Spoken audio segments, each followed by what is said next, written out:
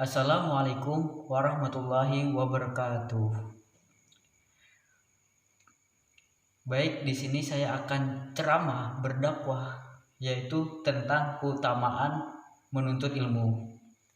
Baik, sebelumnya puji dan syukur tak henti kita panjatkan kepada Allah Subhanahu wa taala yang tiada henti memberikan nikmat, berkah dan hidayahnya kepada kita semua.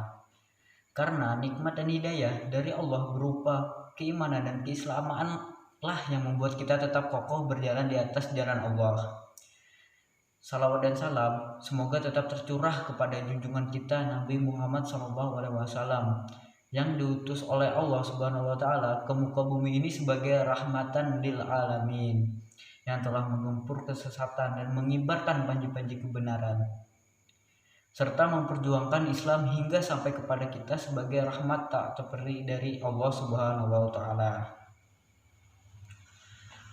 Para penonton yang saya hormati, semoga Allah memuliakan. Saya berada di tempat sekarang ini bukanlah untuk menyombongkan diri, namun hanya untuk melatih diri dan ingin membagi ilmu yang saya miliki. Jadi jangan heran atau disalahkan jika nanti banyak kata-kata yang tidak dimengerti dan tidak dipahami.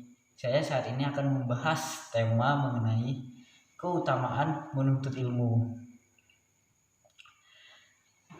Kita lahir di bumi ini dalam keadaan tak berilmu.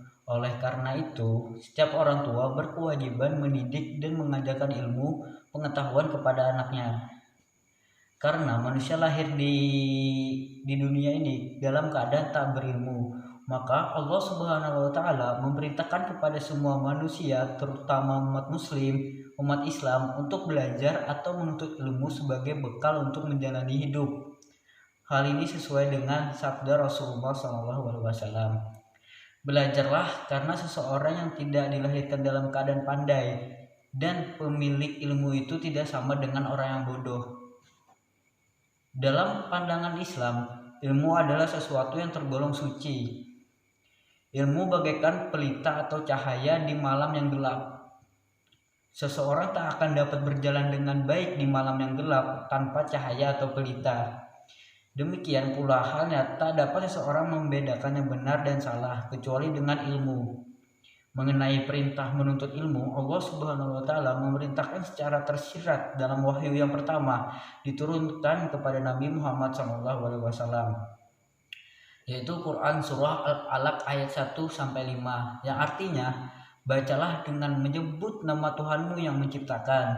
Dia telah menciptakan manusia dari segumpal darah. Bacalah, dan Tuhanmu lah yang maha pemurah, yang mengajar manusia dengan perantaran kalam.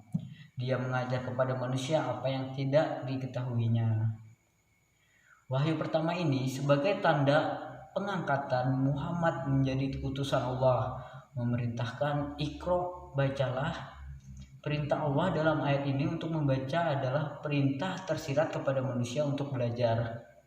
Membaca yang dimaksudkan di sini tak sekedar membaca buku atau materi pelajaran, tetapi juga bermakna sebagai perintah untuk membaca dan memahami tanda-tanda kebesaran Allah Subhanahu wa taala. Tidakkah kita sadari bahwa wahyu pertama ini yang luas memerintahkan untuk membaca mengandung makna yang luas tentang pentingnya belajar. Allah tidak menurunkan wahyu pertama berupa perintah untuk sholat, puasa, sedekah, zakat, dan sebagainya.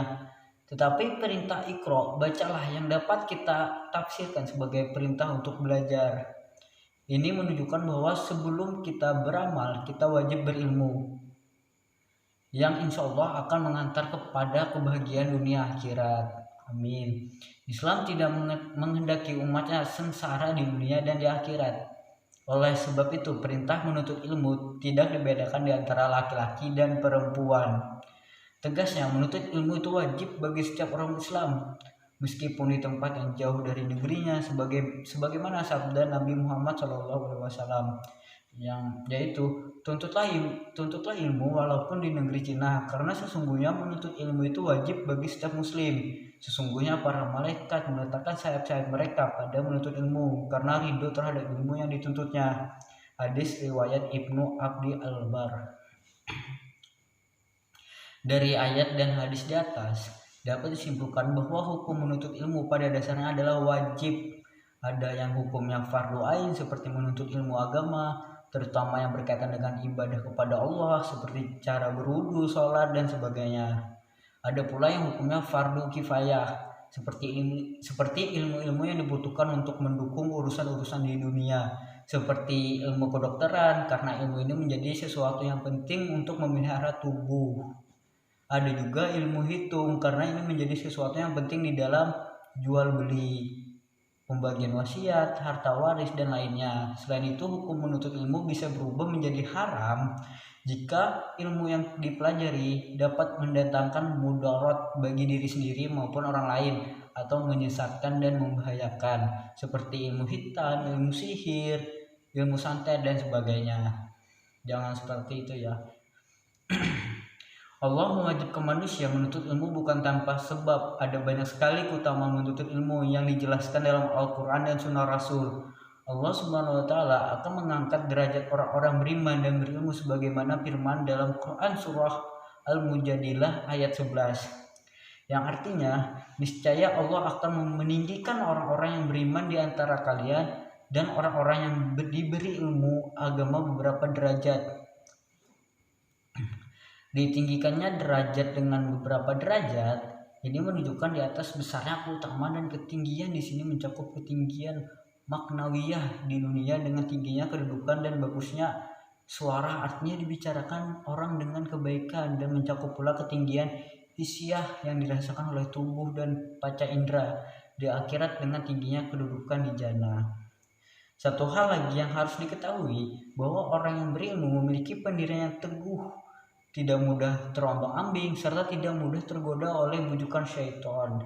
Bahkan dalam sabda Rasulullah SAW menyebutkan bahwa seseorang yang alim lebih sulit digoda oleh syaitan daripada 1000 ahli ibadah yang tidak berilmu.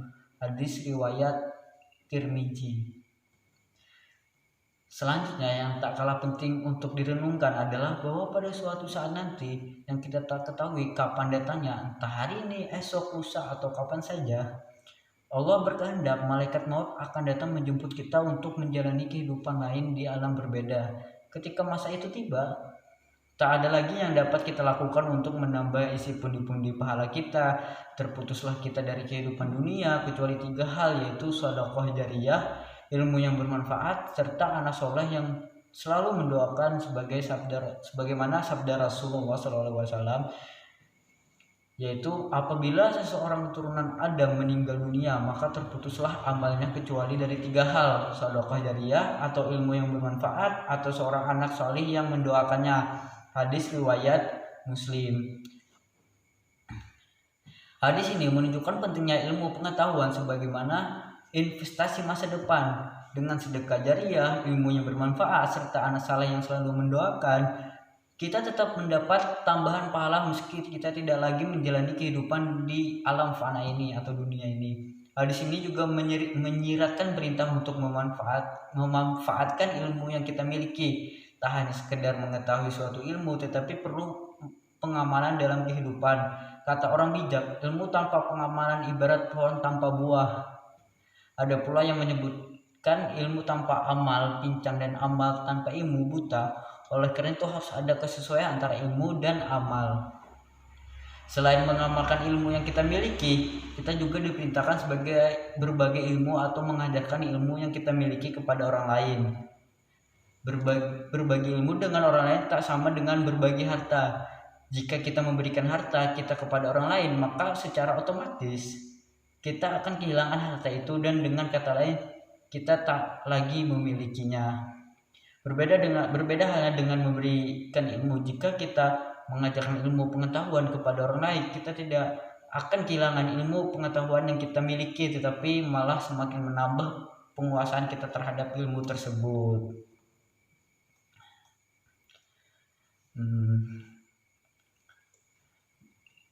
Yang harus kita ingat adalah ilmu yang dimiliki hendaknya tidak membuat kita tinggi hati dan merasa lebih hebat dari orang lain.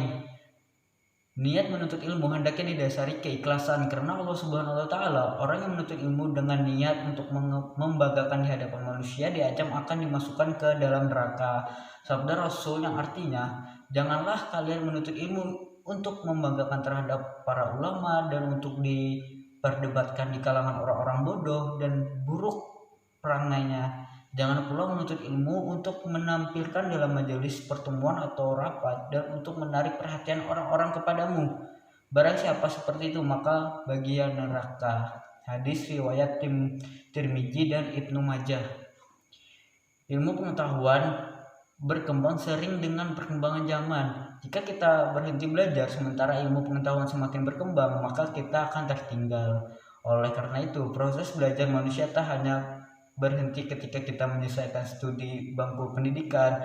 Menuntut ilmu tak hanya dilakukan di bangku sekolah atau kuliah. Sejatinya dunia ini adalah laboratorium pendidikan. Setiap elemennya adalah sarana untuk menambah wawasan dan mengambil pelajaran. Karena itulah proses belajar manusia seharusnya berawal sejak manusia dilahirkan hingga kematian menjemput. Rasulullah SAW bersabda, tuntut ilmu sejak dari buayan sampai hilang lahat. Hadis tersebut menjadi dasar dari ungkapan long life education atau pendidikan seumur hidup. Berdasar dari hadis itu pula kita seharusnya termotivasi agar tak pernah lelah untuk belajar. Kita niatkan perjuangan untuk ilmu ini sebagai ibadah kepada Allah dengan niat suatu hari kelak akan kita bagi kepada orang lain, agar ilmu yang kita miliki tak hanya bermanfaat buat diri kita tetapi juga makhluk Allah yang lain. Jangan pernah berhenti belajar hal-hal bermanfaat selama kita masih diberi kesempatan oleh Allah dengan niat ikhlas karena Allah. Mudah-mudahan kita semua diperoleh keutamaan menuntut ilmu seperti yang dijanjikan oleh Allah Subhanahu wa taala dan Rasulnya. Amin. Demikianlah yang dapat saya sampaikan. Semoga dapat bermanfaat bagi kita semua. Jika ada kekurangan itu datangnya dari diri saya sebagai makhluk dhaif yang tak luput dari khilaf. Dan atas semua kesalahan itu mohon dimaafkan dan dimohonkan ampun kepada Allah Subhanahu wa taala. Semua kebenaran yang terucap datangnya dari Allah Subhanahu wa taala sebagai Sang Khalik yang Maha sempurna. Semoga dapat dijadikan pelajaran dan bahan renungan. Itulah wabillahi taufiq wal hidayah. Wassalamualaikum warahmatullahi wabarakatuh.